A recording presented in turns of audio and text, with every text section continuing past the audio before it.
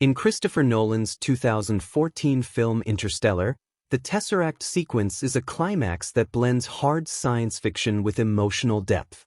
It occurs after astronaut Joseph Cooper, played by Matthew McConaughey, sacrifices himself by detaching from the Endurance spacecraft and plunging into the supermassive black hole Gargantua. Instead of being crushed by the singularity, Cooper enters a tesseract, a constructed, higher-dimensional space created by advanced beings, revealed to be future humans, to facilitate communication across time. This sequence visualizes abstract concepts of space-time, allowing Cooper to interact with his past and save humanity. The tesseract is depicted as an enormous, grid-like hypercube, manifesting as infinite iterations of his daughter Murph's childhood bedrooms stretched across time.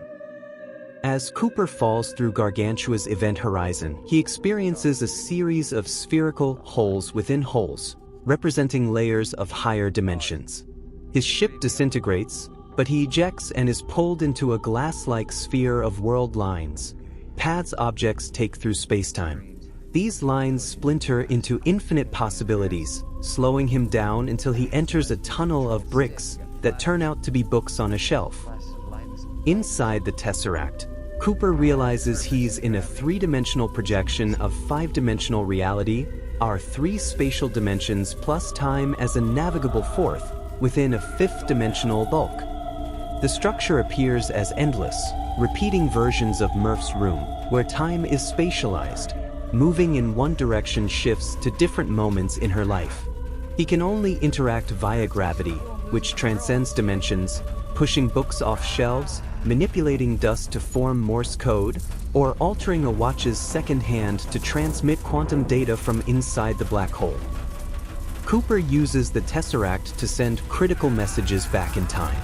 He first provides NASA coordinates, the ghost phenomena from earlier in the film, then relays the quantum data needed to solve gravity equations, enabling humanity's exodus from a dying Earth. Once done, the tesseract closes, ejecting him near Saturn, where he's rescued. This creates a bootstrap paradox. Future humans build the tesseract because Cooper's actions ensure their existence. The sequence was filmed using practical sets for authenticity, with Nolan building a massive physical tesseract structure to capture McConaughey's performance in camera. Nolan collaborated with physicist Kip Thorne to ground the sequence in theoretical physics. A tesseract, or hypercube, is a four-dimensional analog of a cube, often projected into 3D as a cube within a cube. In the film, it's a tool for visualizing how higher-dimensional beings perceive time as a physical dimension, allowing manipulation of past events via gravity waves. This draws from general relativity, where gravity warps spacetime, and concepts like closed time-like curves, time loops. However, it's speculative. Real black holes likely lead to spaghettification, not habitable tesseracts. One theory posits Cooper's fall inadvertently causes all the film's anomalies, reinforcing the self-fulfilling loop. The sequence embodies Interstellar's core motifs of love, time, and human potential.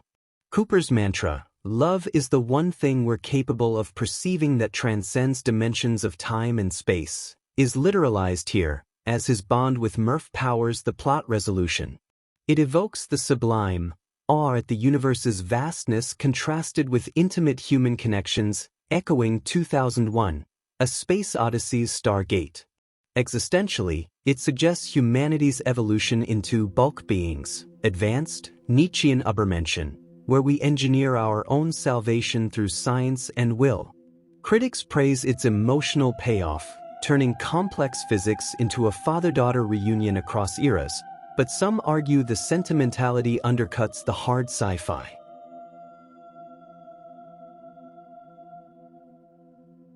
In Interstellar, the bulk beings, often referred to simply as they or them by the characters, are enigmatic entities that play a crucial role in the film's narrative, particularly in facilitating humanity's survival amid environmental collapse on Earth. They are responsible for creating the wormhole near Saturn, which enables the astronauts' journey to distant galaxies, and later construct the tesseract, a five-dimensional space that allows Joseph Cooper to communicate across time. The question of whether these beings are gods or humans strikes at the heart of the movie. The bulk beings are presented as mysterious, benevolent forces whose actions seem almost divine. Professor Brand, Michael Caine, describes them as advanced intelligences from the bulk, a term drawn from theoretical physics referring to higher dimensional space beyond our four-dimensional space-time, three spatial dimensions plus time. In string theory and brain cosmology, concepts consulted by physicist Kip Thorne during production, our universe is a brain embedded in a higher dimensional bulk, where gravity can leak through dimensions. The being's interventions, placing the wormhole and engineering gravitational anomalies, appear godlike because they transcend human limitations, manipulating space-time in ways that defy causality and physics as we know it. However, the film's climax in the tesseract sequence reveals their true nature. They are not gods, but evolved future humans. Cooper, while trapped in the tesseract, realizes that they didn't bring us here, we brought ourselves.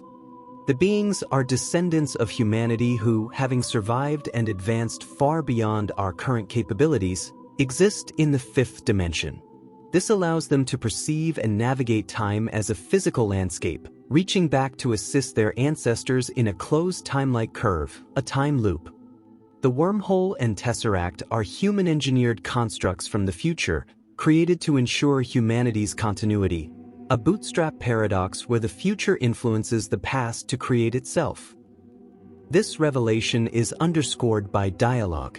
The bulk beings are humans who have transcended into higher dimensional existence, perhaps through technological singularity or evolutionary leaps enabled by solving the gravity equation transmitted via the tesseract.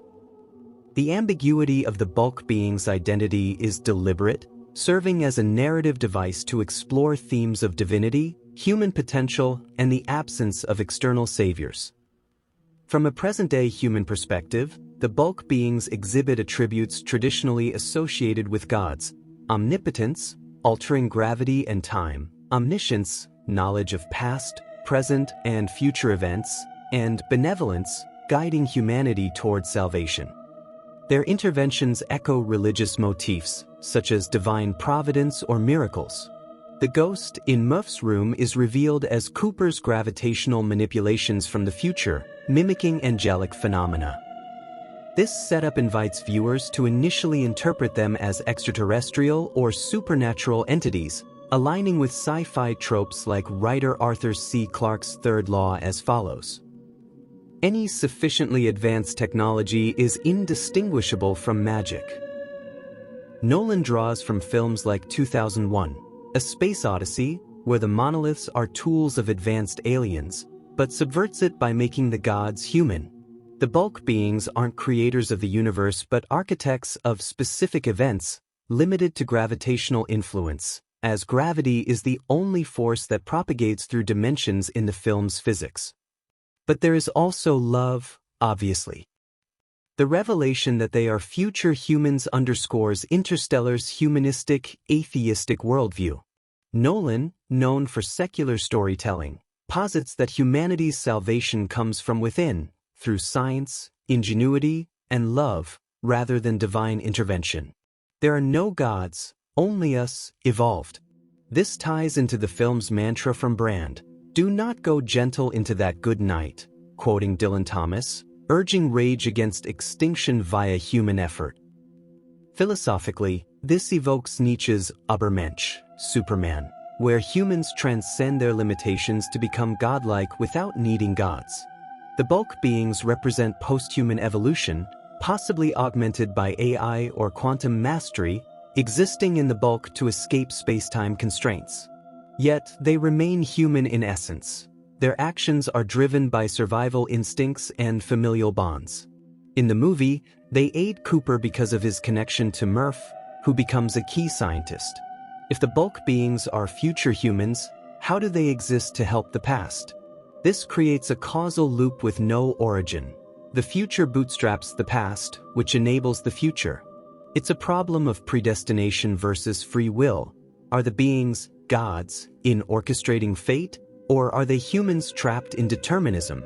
The film leans toward the latter, suggesting the universe is self-consistent with no external creator needed. Critics like physicist Sean Carroll have noted this aligns with eternalism in relativity, where all time exists simultaneously.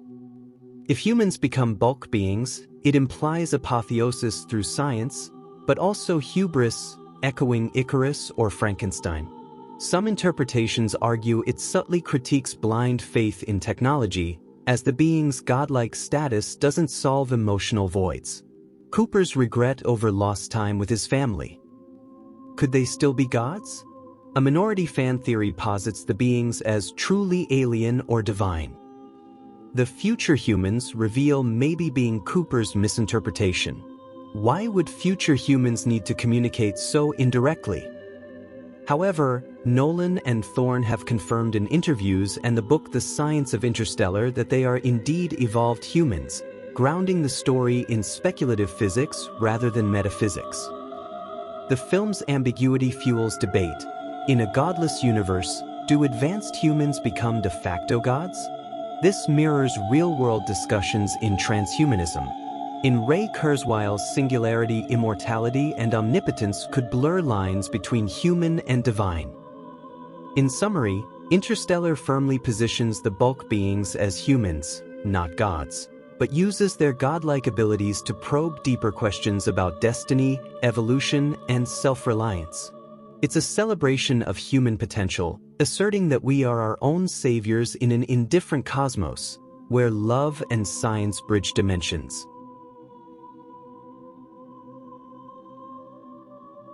To summarize and question further, let's say that the identity of the bulk beings, the they, or them, referred to throughout the movie, is a chilling revelation in Interstellar. To put it bluntly, they are not gods, they are us. Specifically, they are far future descendants of humanity who have evolved to perceive and master 5 dimensions. Throughout the first 2 acts, the characters and the audience assume a godlike, benevolent force is guiding them. However, the tesseract sequence reveals a different truth. Humanity 2.0, these beings exist in the bulk, the higher dimensional space in which our 4D universe floats. They have evolved past the need for linear time. They didn't just find the wormhole, they built it. They didn't just find the tesseract, they constructed it as a bridge so Cooper could communicate with Murphy. Despite their power, they are displaced from our reality. They can see all of time as a physical landscape, but they cannot find a specific moment or touch our 3D world easily. They needed Cooper, a bridge who shared an emotional connection with the target, to act as their finger on the scale. The reason this is often described as chilling or mind-bending is that it creates a bootstrap paradox, a causal loop. Cooper and the NASA team are saved by the bulk beings. But the bulk beings are the descendants of the humans who were saved.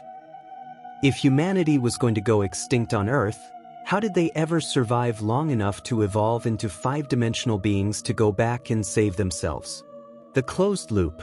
In the logic of the film, there is no first time it happened. The past and the future are locked together. The future exists because the past was changed, and the past was changed because the future exists. There is a predestination trap. It suggests that everything Cooper did was already written in the architecture of the tesseract. He wasn't choosing to save the world, he was fulfilling a historical record already established by his descendants. The realization that there are no gods or benevolent aliens means humanity is utterly alone in the cosmos. There is no divine intervention coming to save us from our mistakes, only our own future selves, reaching back through the dark to ensure their own existence. The bulk beings are so far removed from humanity that they can no longer communicate with us directly.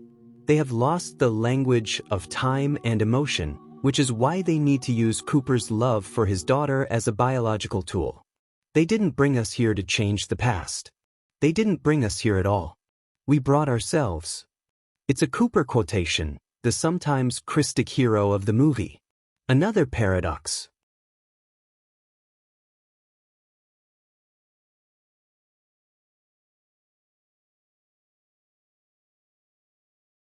The tesseract scene, the fifth dimension scene, is not supposed to be a dream. In the film's canon and narrative logic, it's a real event.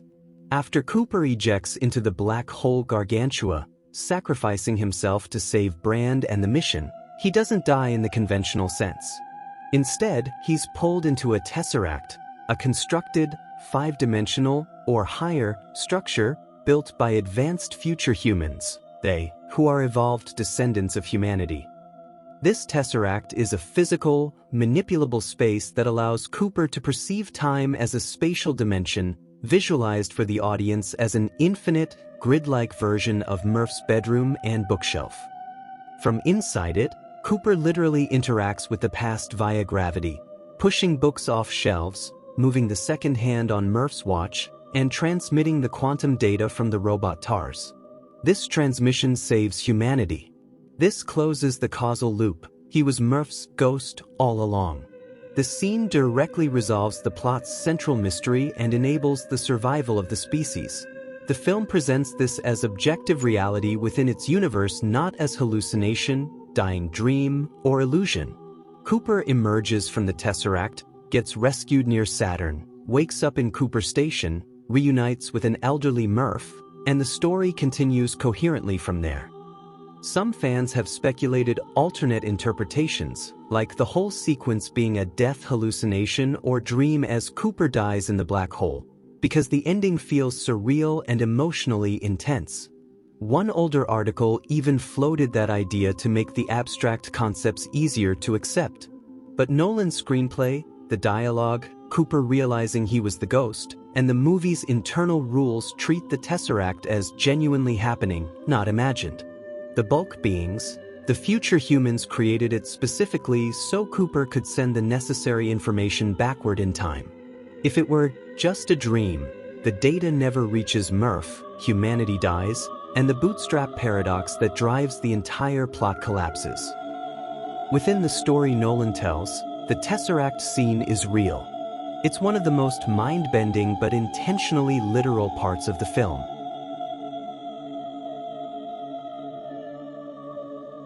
Christopher Nolan has never been shy about his admiration for Stanley Kubrick, and Interstellar is often cited as his most direct love letter to the late master. The tesseract scene, in particular, serves as the film's narrative and visual climax, drawing heavy parallels to Kubrick's work while leaving the door open for more metaphysical interpretations. 2001, A Space Odyssey. The comparison to Kubrick, specifically the Stargate sequence in 2001, A Space Odyssey, is almost unavoidable. Here's why. The Beyond the Infinite motif. Just as Dave Bowman enters a psychedelic tunnel of light and ends up in a surreal neoclassical bedroom, Cooper enters a black hole and ends up in a physical manifestation of time. Both directors use a highly abstract visual language to represent a dimension humans cannot naturally perceive. In Kubrick's work, the monolith facilitates a leap in human evolution, from ape to man, from man to star child. In Interstellar, the tesseract is a tool built by them, future humans, to bridge the gap between 3D and 5D, effectively allowing humanity to evolve past its extinction. Kubrick was known for using practical effects to create a sense of grounded surrealism. Nolan followed suit by building massive physical sets for the tesseract rather than relying solely on green screens, mirroring Kubrick's tactile approach to the impossible. As a conclusion of all these considerations, let's wonder whether this fifth dimension scene could be nonetheless something like a kind of perceiving or seeing just before death. This would be the dream before death theory. While the film presents the tesseract as a literal scientific construct built by future humans, many viewers interpret it as a dying hallucination, Cooper's consciousness flashing before his eyes as he is crushed by the gravitational forces of Gargantua. Why this theory holds water? The unsurvivable odds, scientifically, crossing the event horizon of a black hole results in spaghettification. The idea that Cooper survives the crushing gravity and radiation to find a perfectly curated library of his daughter's life feels like a heavenly, or subconscious construct. The tesseract provides Cooper with exactly what he needs: closure. It allows him to apologize for leaving and to save his daughter. In psychological terms, this mirrors a life review, a phenomenon often reported in near-death experiences. Earlier in the film, Dr. Mann, Matt Damon, says, "The last thing you'd see before you die is your children." Cooper sees exactly that, thousands of versions of his daughter, right when he should be dying. In the context of the film's internal logic, Nolan leans toward the literal interpretation. The film's advisor, Nobel laureate Kip Thorne, helped design the tesseract based on real, theoretical physics. The dream theory, while poetically beautiful, would negate the film's resolution where Murphy actually receives the data and saves the world.